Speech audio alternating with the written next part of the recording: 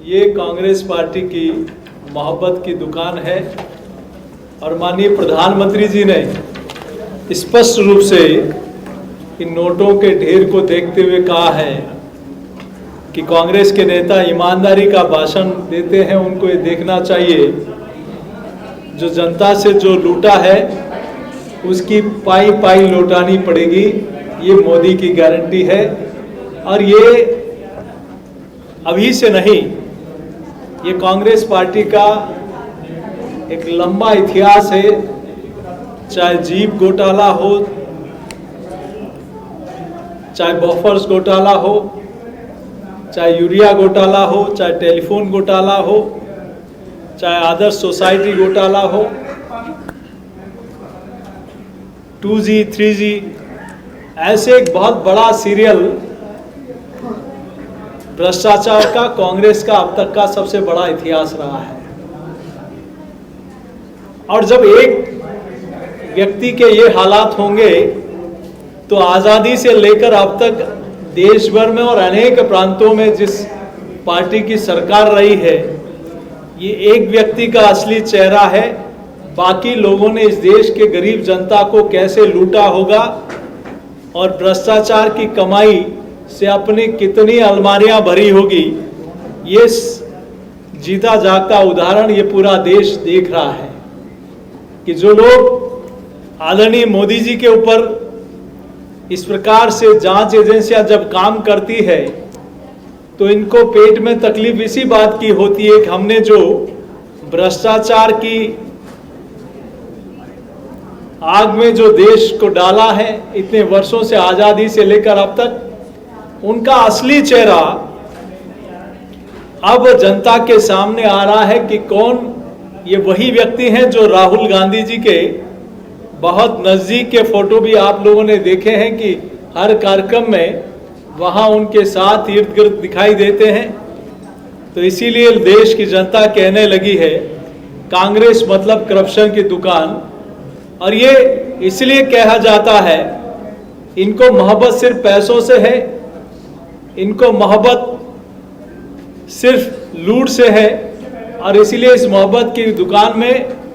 कितना बड़ा ढेर नोटों का आप सब लोगों ने, पूरे देश ने और आप ही लोगों के माध्यम से देश की जनता ने देखा है कि ये लूट और झूठ की दुकान,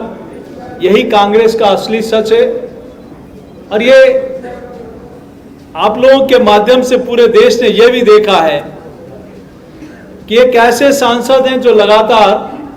कांग्रेस पार्टी के,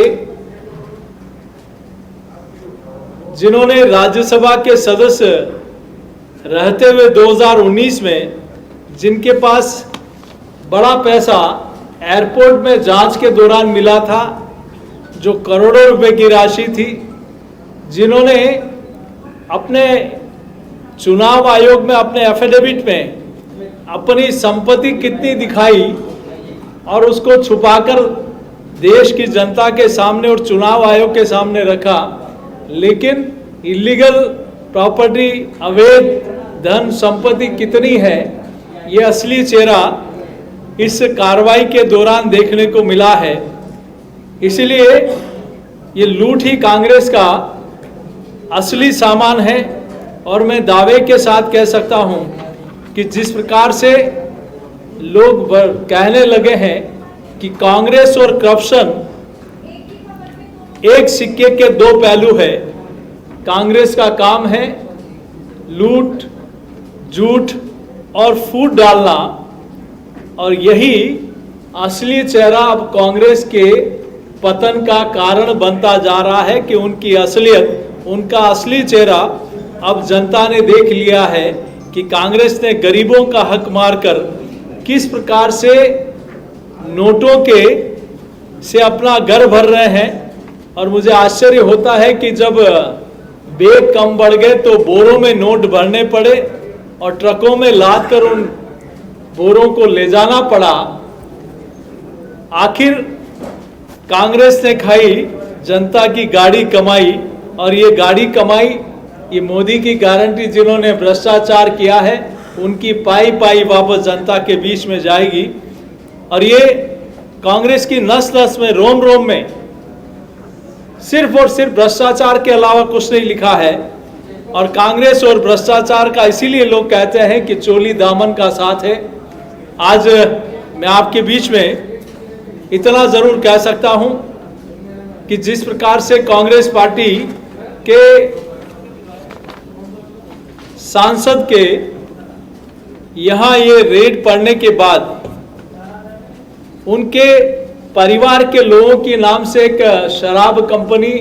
जो उड़ीसा में चल रही है, धीरज साहू जिनके एक व्यापारिक समूह के नाम से यह काम चल रहा है। लेकिन प्रश्न यह उठता है कि आपके पास ये काली कमाई, ये अवैध संपत्ति और उनको संरक्षण कांग्रेस पार्टी का, जब एक व्यक्ति के पास भ्रष्टाचार का इतना काला धन कांग्रेस के एक सांसद के पास है, तो बाकी लोगों का, इन पूरे कुनबे के क्या हालात होंगे। यही हाल